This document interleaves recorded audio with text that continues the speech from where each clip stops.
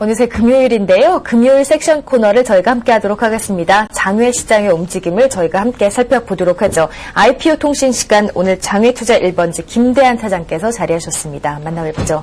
안녕하세요. 네, 안녕하십니까. 네, 이번 주 IPO 시장에서 주목할 만한 뉴스 어떤 것들이 있었습니까? 네, 다음 주에는 신규 상장 일정이 8종목이나 잡혀 있습니다. 그렇군요. 그래서 이번 주에는 신규 상장을 앞둔 종목들의 공모청약과 2월 상장할 종목들 수요 예측으로 바빴던 한 주였습니다.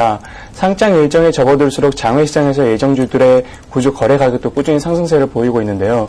특히 이번 주에는 수요 예측을 통해서 공모가가 희망가 상단 이상이 결정됐던 KINX의 상승세가 돋보였고요. 그 밖에 상장 예정주들 모두 5% 안팎의 상승세를 보여주면서 공모주에 대한 관심도가 높았음을 알 수 있었습니다. 그렇군요. 어떤 종목들이 있었는지 저희 궁금한데요. 공모청약 종목들 살펴볼까요? 네, 이번 주 공모청약은 총 5종목이 진행됐습니다. 이 중 투자자들에게 가장 높은 관심을 보였던 종목은 단연 갤럭시 S 수혜주로 주목받는 블루콤이었습니다. 블루콤은 이틀간 진행된 일반 청약에서 2조 원이 넘는 청약 증거금이 몰리면서 654대 1의 경쟁률을 보였고요. 개인당 최고 한도로 청약을 했다 하더라도 40조밖에 배정을 받지 못했을 정도로 인기가 높았습니다. LG 디스플레이 주요 협력업체인 LB세미콘도 1조 1천억 원이 넘는 자금이 몰리면서 304대 1의 경쟁률을 나타냈고요. 네. 인트론 바이오와 딜리도 각각 2천억 원이 넘는 자금이 몰리면서 각각 943대 1과 237대 1의 경쟁률로 공모청약을 성공적으로 마감했습니다. 그 밖에 JNK는 오늘까지 우리투자증권 주관으로 진행됩니다. 그렇군요. 공모 청약 종목들 저희가 살펴봤고요. 수요 예측을 한 기업들도 있었죠? 네, 맞습니다. 수요 예측은 공모 물량 중에서 기관 배정을 함과 동시에 공모 확정가를 결정하는 과정인데요. 수요 예측을 통해서 확정된 공모 가격을 통해서 일반 청약이 진행이 됩니다. 공모 시장이 화랑일 때에는 수요 예측에 참여하는 기관들의 비율도 높아지게 되고 공모 가격도 대부분 상단에 결정이 되는데요. 그만큼 이제 매수세가 뒷받침되기 때문으로 볼 수 있겠습니다. 그렇죠. 이 KINX는 기관 경쟁률 128대 1에 공모가는 희망 상단가를 넘어선 8,000원에 확정이 됐습니다. 네. 자동차 부품 기업인 TPC는 160대 1의 경쟁률 속에서 공모 희망가 상단이 5,200원이 결정이 됐고요. 네네. 나노신소재는 오늘 중으로 공모 가격이 확정될 예정입니다. 그렇군요. 세 가지 기업의 수요 예측까지 저희가 함께 살펴봤습니다. 다음 주에 상장 일정이 빡빡하다고 말씀을 네, 서두에 해주셨는데요. 다음 주 주요 일정 저희가 살펴볼까요? 네, 다음 주는 수요 예측과 공모청약을 진행했던 종목들의 신규 상장이 대거 일정이 잡혀 있습니다. 무려 8개 종목이 신규 상장을 하는데요. 24일에는 시그널 정보통신과 다나와를 시작으로 해서 25일에는 중국 고섬, 26일에는 블루콤과 인트론 바이오, 28일에는 세 종목이 동시에 상장합니다. 딜리와 LB세미콘 그리고 JNK터 등 총 8개 종목이 신규 상장을 앞두고 있고요. 공모청약 일정도 있습니다. 이번 주 수요 예측을 진행했던 네. KINX와 TPC, 나노신소재가 24일과 26일 각각 시작하게 되고요. 수요 예측으로는 산업용 보일러 생산업체인 부스타와 자동차 부품주로 많은 투자자들의 관심을 모으고 있는 현대위아가 각각 진행됩니다. 그렇군요. 다음 주 총 8개 종목이 신규 상장한다라고 말씀해 주셨는데 정말 기대가 됩니다. 네. 투자 전략을 저희가 어떻게 가져가면 좋겠습니까? 네. 다음 주 총 8개 종목이 신규 상장을 하는데요. 네. 한 주간에 신규 상장이 8종목이나 되다 보니까 어떻게 공략을 해야 할지 어려움을 그렇죠. 겪으시는 투자자분들도 많으실 텐데요. 신규 상장주의 대응 전략 차원에서 숙지하셔야 할 부분에 대해서 먼저 정리를 해봤습니다.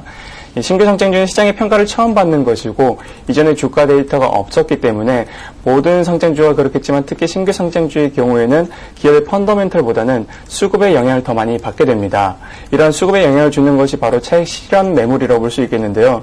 상장 초기 차익 실현 매물로 인해서 주가 변동성이 큰 이유는 신규 종목의 특성인 시초가 결정 방법과 저가에 발행되어서 시세 차익을 노리는 유통 가능 물량 때문으로 볼 수 있겠습니다.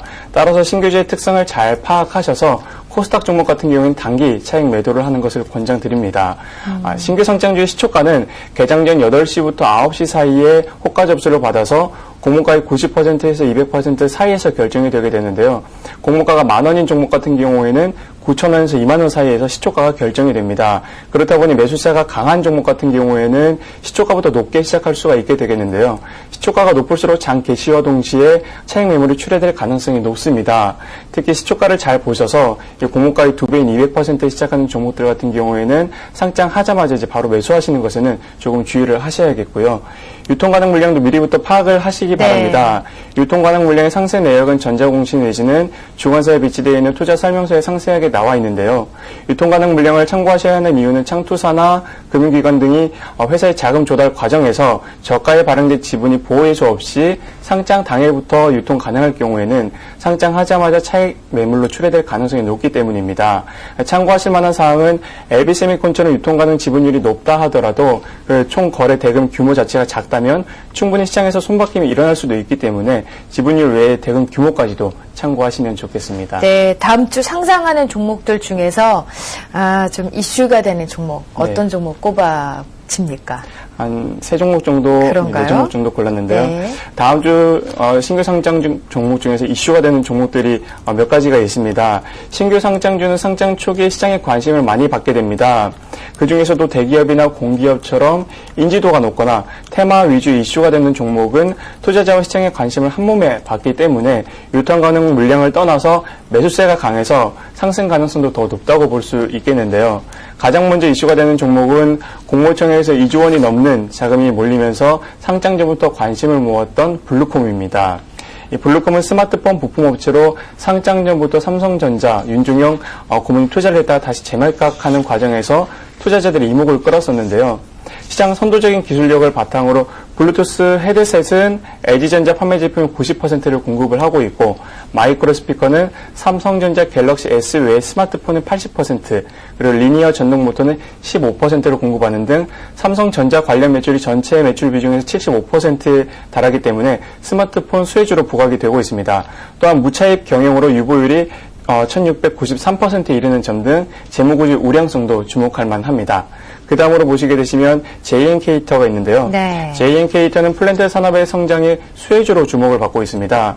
금융위기 이후에 글로벌 경기가 완연하게 회복세를 보이면서 중동 지역과 더불어 신흥시장의 플랜트 관련 설비 투자가 증가를 하고 있는데요.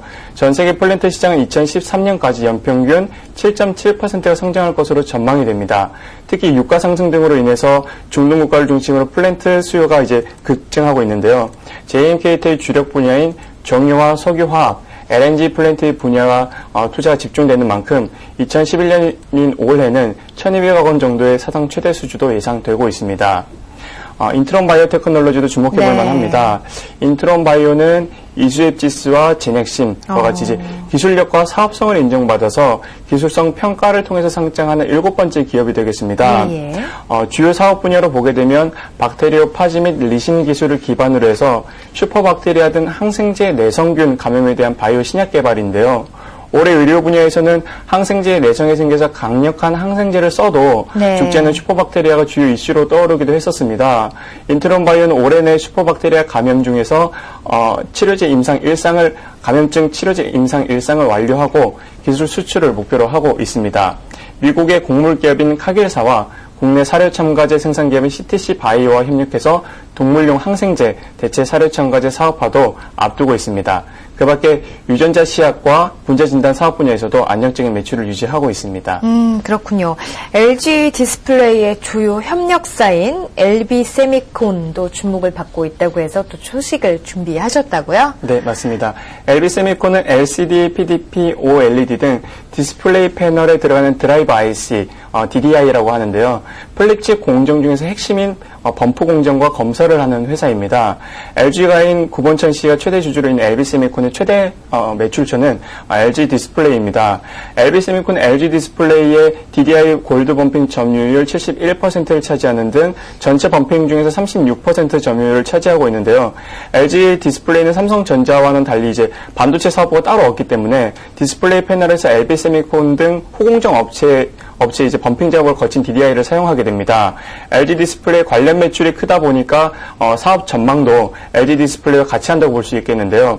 올해 LCD 업황 개선 기대감과 더불어서 중국 내 LCD 공장 투자 승인 등을 통해서 본격적인 성장이 기대된 만큼 LB세미콘도 올해 매출 성장률을 40%까지 끌어올리는 것을 목표로 세우고 있습니다. 네, 오늘 또 주목해볼 만한 기업들에 대해서 자세하게 살펴봤습니다. 장외시장의 일주일간의 시세도 또 확인하고 가도록 하겠습니다. 함께 보시죠.